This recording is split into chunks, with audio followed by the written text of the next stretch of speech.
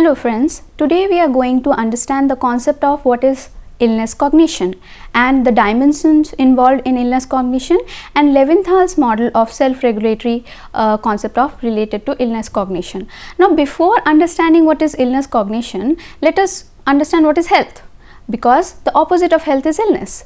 So health for majority of the people living in this world, being healthy is the norm. Most people are healthy for most of the time. So therefore beliefs about being ill exist in the context of beliefs about being healthy. Like for example, illness means not being healthy, illness means feeling different the usual, illness being something unusual or something abnormal happening to my body. So that makes me consider the fact or understand the fact that I am not healthy. So when I am healthy, what is the official definition or meaning of healthy?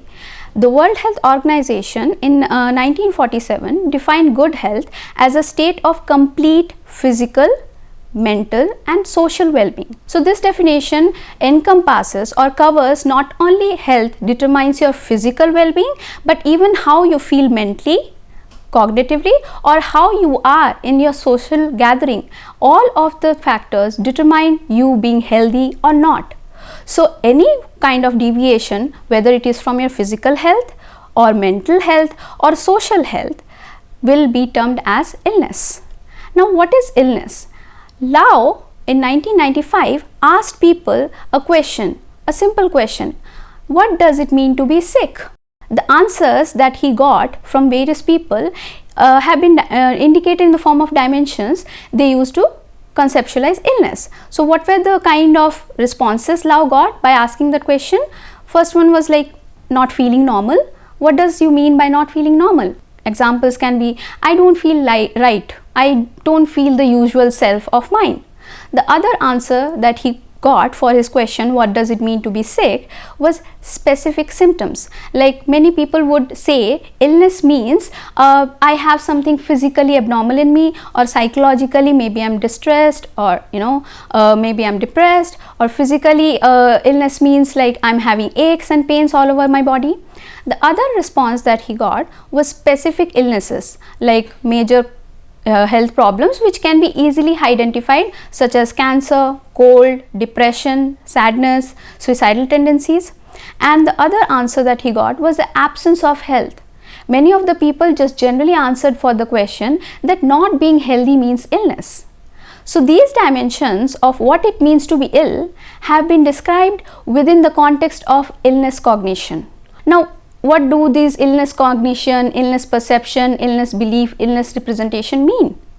The term illness perception or illness representation or illness cognition are used to describe a range of cognitive processes underlying cognitive functions such as attention, interpretation and behavior in response to illness related information.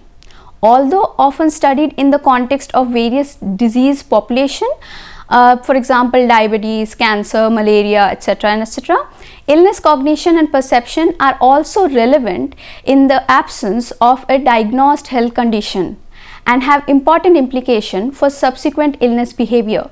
Like even though when the person is not ill, what kind of understanding the person has towards being ill and what are the care that he might take, like for example self-care, healthcare utilization, treatment adherence, and what kind of techniques or practices, various medical practices he or she might acquire if they fall sick in the future. So Levinthal and his colleagues in the 1980s defined illness cognition as a patient's own implicit common sense belief about their illness. It is their own understanding. It is their own belief, it is their own description of what illness is, and that determines or that is termed as illness cognition. They also propose that these cognitions provide patients with a framework or a schema for coping with and understanding their illness and telling them what to look for out in the environment or situation if in case they become ill. Okay, I'm sick. But it is much way beyond. Now, if I'm sick, what is the treatment, what is the procedure I'm going to use? So that determines or that terms the concept or meaning of illness cognition. that illness cognition is not just what you think or what you understand. You even put various practices, you even acquire various treatments and techniques to make yourself healthy. So these techniques of patients who have been suffering from illnesses, what are the ways they try to deal or mentally accept that they are ill, was again studied by Leventhal and his colleagues. They used the interview method and they interviewed patients suffering with variety of different illnesses. They identified that there are 5 cognitive dimensions that actually contributes towards understanding of what is illness. So the first dimension per se is called as identity. This refers to the label given to the illness, identifying the medical term for the problem that I am facing within, or in general it is called as medical diagnosis. And the symptoms experienced, example, I have cold, the diagnosis with a runny nose, or I have headache, my head is pounding, or I have stomach ulcer because my stomach is hurting. So whenever we have any form of pain, hurt, or some kind of deviance from the normal functioning of the body, that identification by a medical expert is called as identity. The next dimension of illness cognition is called as the perceived cause of illness. The medical expert has determined that the person is suffering from cold, malaria, flu, whatever. Now what is the cause? The cause may be biological, such as a virus or a lesion, or psychological, such as stress or health related behavior, like I'm stressed so I'm not eating properly and that is leading to indigestion, or I'm depressed, I'm not eating properly, I'm sleeping properly, so I'm having sleepless disorders, sleeplessness as such. So all these factors, plus in addition, patient may hold representations of the illness that reflect a variety of different causal models. So it's not just the physical, biological and psychological factor, even patient can attribute the causes by themselves, like why am I suffering? Like for example, my cold was caused by virus, or my cold was caused by running down, or my cold was caused because somebody has done some kind of black magic on me. So even patient's viewpoint towards what kind of illness they are feeling. The next dimension is called as timeline. This refers to the patient's belief about how long the illness will last, whether it is acute, like short term, it will be only for some less time, 2-3 days my flu will be gone if I rest myself properly, eat myself properly. And the other term is chronic, like it is a long term, like my cold will be over, or my cold will lead to maybe severe malaria, or it may lead to other form of serious illnesses, or I am suffering with cancer, or I am suffering with some kind of handicap, physical handicap that is not going to go away from my life, and I am going to suffer with this illness for a long time. This timeline also tends to have a psychological impact on the patient, on the person who is suffering, because if the person considers or has the cognition that his fever is short term or short lived, the person is further motivated to reduce the fever and become healthy. The next or the fourth dimension of cognitive illness is called as consequences. Now consequences refers to the patient's perception of the possible effect of the illness on their life. Like after the illness, what are the kind of consequences I am going to have in my life? Such consequences can be of various ways or various facets. For example, one is physical, like if I am ill for a very long time, I am having pain, that may lead to lack of mobility. I may not be able to go out, I may not be able to mingle with others, or I may become disfigured or handicapped. So there may be physical consequences of the illness that I am suffering. Then the other form of consequence of the illness that I am suffering can be manifested in the form of emotional consequences.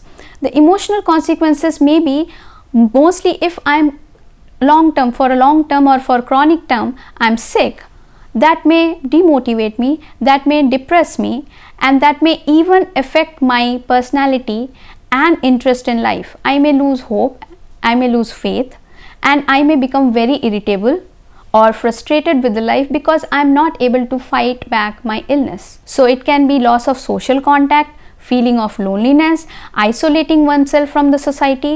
So all these can be the consequences of being sick. Or there can be another way or another form of consequence, that is a combination of factors.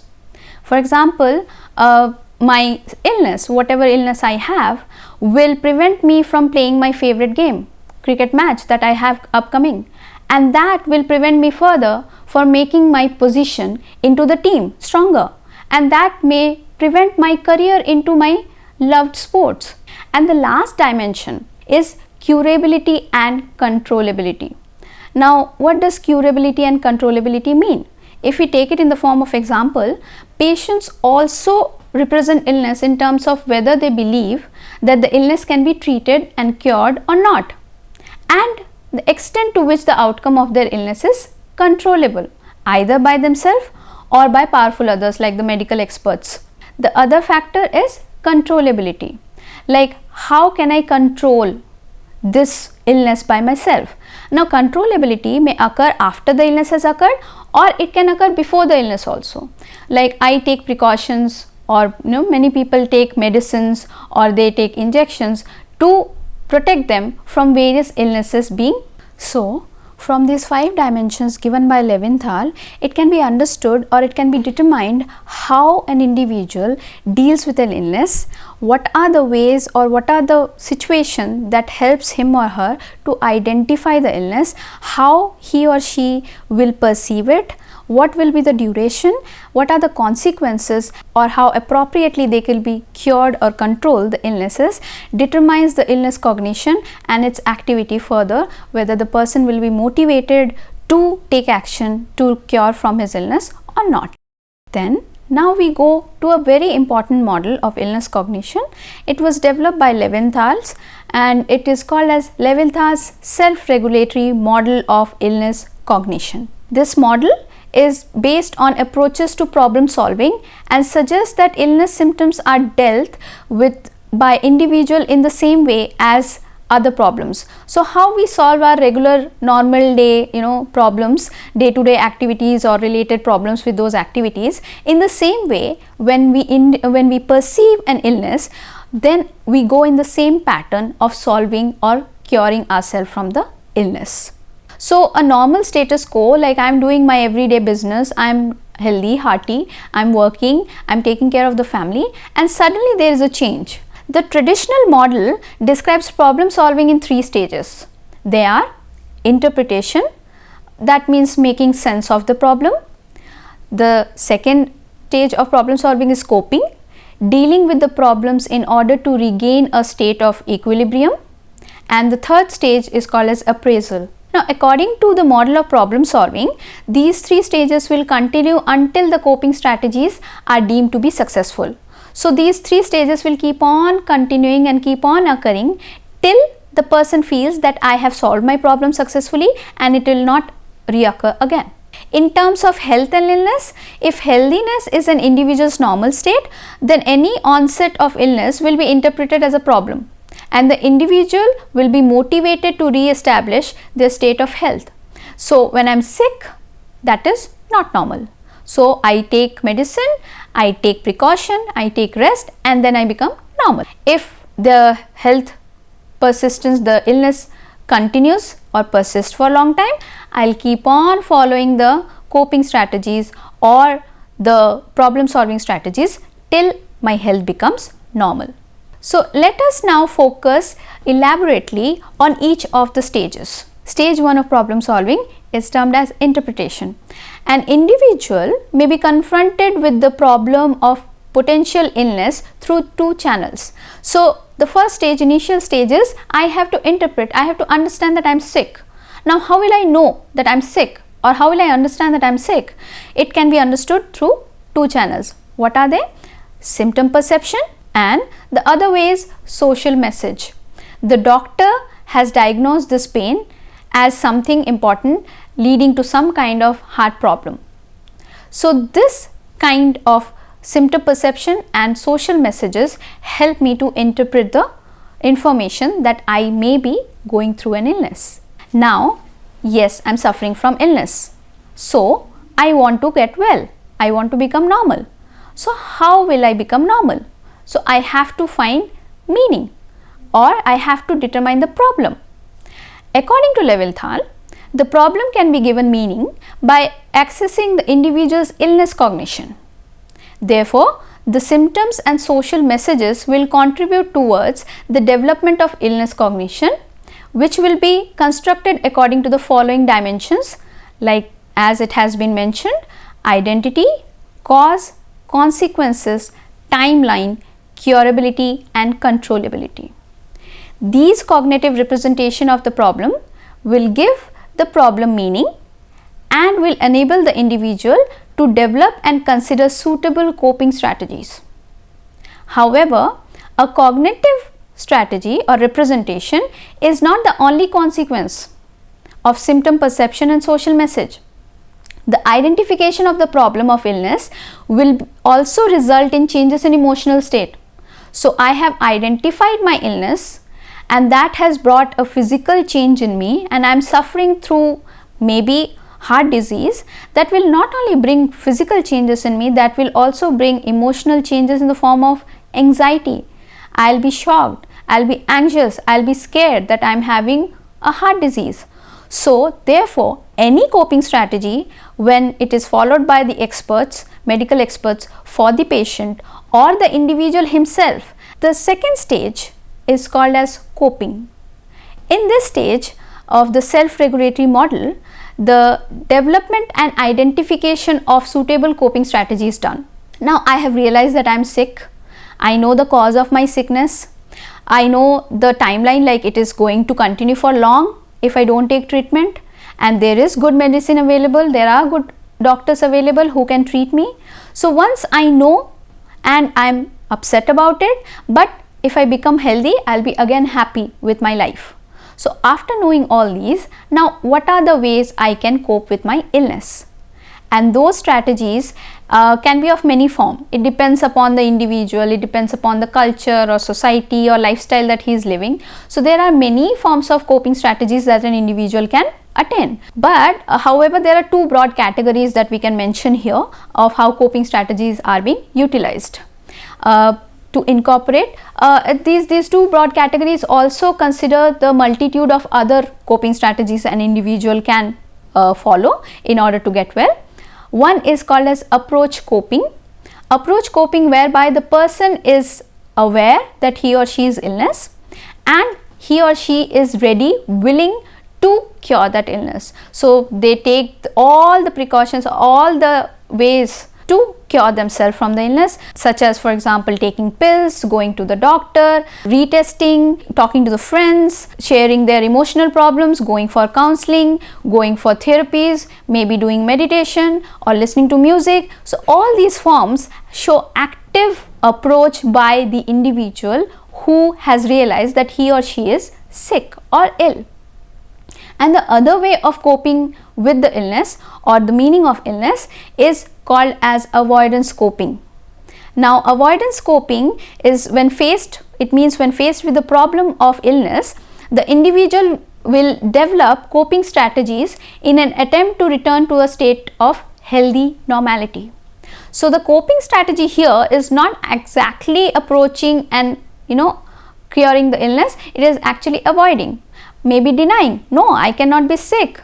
I have a very proper healthy diet, I exercise every day, I cannot get sick. That sickness is false. The doctors are lying. My family is not supporting me. So I go in a denial stage whereby I don't accept that I am sick. So by denying, I need not take the precautions or medicines or prescriptions, and then I need not even think that I am sick. Or I can go for wishful thinking, whereby I imagine or fantasize myself to be the healthiest person and most successful person in the world, who is not or untouched by any kind of dangerous things in life. So these ways also the cognition of illness can be avoided, but whether they really lead to treatment, successful treatment of the illness that the person is suffering or not, well, it is very obviously understandable that they do not. So usually when the person is really sick, if they go for approach coping, that helps them to come out of their illness, but if they avoid, it may lead to further repercussions, negative repercussions on the life of the individual as such. Then the next stage, called as appraisal, it involves individuals evaluating the effectiveness of coping strategy and determining whether to continue with this strategy or not, or to opt for an alternative one. So I should look out for another hospital or another treatment method. Maybe allopathy is not for me, I should go for Ayurvedic or homeopathy, or I should go for meditation, yoga, exercise, or I should stay at home and take my home therapies or treatments and cure myself. So these are the ways that a person tries to appraise himself whether he or she is receiving proper treatment or not. So from this we can understand that illness or recovering from illness is not just the responsibility or the authority of medical experts. The recovery from the illness also is determined by how willing, what kind of positive attitude or what kind of negative attitude the person holds himself towards his own illness. Now, why is the model, Levinthal's model of self-regulatory towards cognition illness is called as self-regulatory? This process is regarded as self-regulatory because the three components of the model, that is interpretation, coping and appraisal, interrelate in order to maintain the status quo. That is, they regulate the self, they try to maintain the normal lifestyle. Therefore, if the individual is motivated to return to the balance or come back to normality, this self-regulation involves three processes interrelating in an ongoing and dynamic fashion, ever changing. It always keeps on changing. My viewpoint about my illness, am I recovering, should I change or should I continue? So it's a always dynamic fashion or process, and therefore interaction occurs between the different stages. The other way the individual regulates his way of illness cognition is to opt to use denial as their coping strategy. This may result in a reduction in a symptom perception. Obviously, when I deny, I may think that my symptoms are no longer existing. A decrease in any negative emotion and a shift in their illness cognition will also change the kind of treatment or the kind of method they might be accepting for the treatment. Or the other way is the positive appraisal of the effectiveness of coping strategy may itself be a coping strategy. Like for example, my symptoms appear to have been reduced by doing relaxation exercises. So yes, I need not take medicine, I need not go to the doctor, I am doing relaxation exercise and I am cured. Is it really curing me? Is it really recovering me from the illnesses that I am suffering, which I may not be able to diagnose because I am not an expert? So should I take the medicine, or is it a form of denial that I am accepting in order to deal with my illnesses? Now, many times it has been seen that when a person has the cognition or understanding of an illness, it might help them to have stronger saying in the kind of illnesses they have. Suppose if it's a minor illness that need not need any kind of medical attention or treatment, then this kind of denial or this kind of approach towards self recovery from the illness may be helpful. But what if the illness is serious? It has medical complications associated with it, then denial or taking self-control measures will not help the person to be cured from the illnesses. Then it has to be a medical expert treatment provided. So from this course as such, my friends, we can know that what is illness cognition, what are the dimensions involved, like how we interpret the illness, and from Levinthal's help we can even understand what are the ways we deal with the illness. So I hope the information has been relevant and educationable to you guys, and thank you.